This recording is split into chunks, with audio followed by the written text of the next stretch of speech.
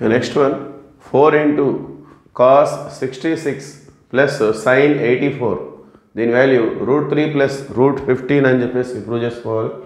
So ఇది cos 66 plus sin 84. So ఈ రెండు కూడా కాసుల్లో అన్నా ఉండాలి లేక సైన్లో అన్నా ఉండాలి. సో ఒక కాసు ఒక సైన్ ఉంది. సో రెండు కాసులు ఉన్నట్లయితే cos c plus cos d, రెండు సైన్లు ఉన్నట్లయితే sin c plus sin d. ఆ విధంగా మనం ఫార్ములా అప్లై చేయొచ్చు.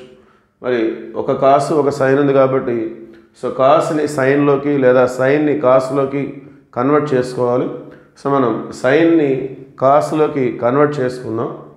So 4 into cos 66 sin 84. So 84ని మనం 90 minus 60 degrees, ఓకే, ఆ విధంగా ఎక్స్ప్రెస్ చేసుకుందాం. 90 minus 6 84. So that is equal to 4 into cos 66 sin 90 minus theta. ఈ 6 degreesని theta అనుకుంటే sin 90 minus theta. sin 90 minus theta means cos theta. That means it become cos 6 degrees.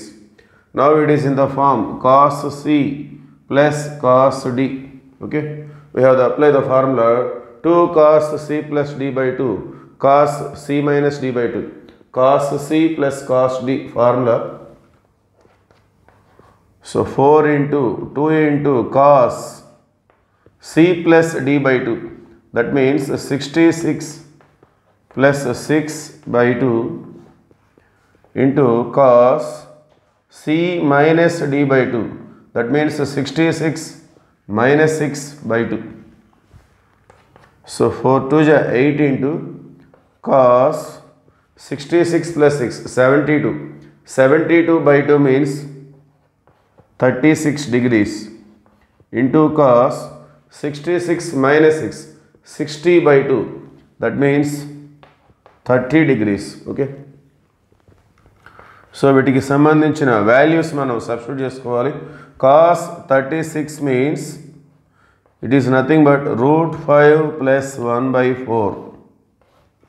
cos 36 value √5 plus 1/4.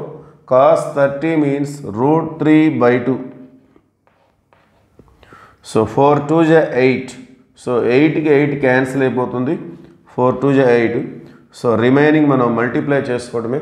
√3 into √5 √15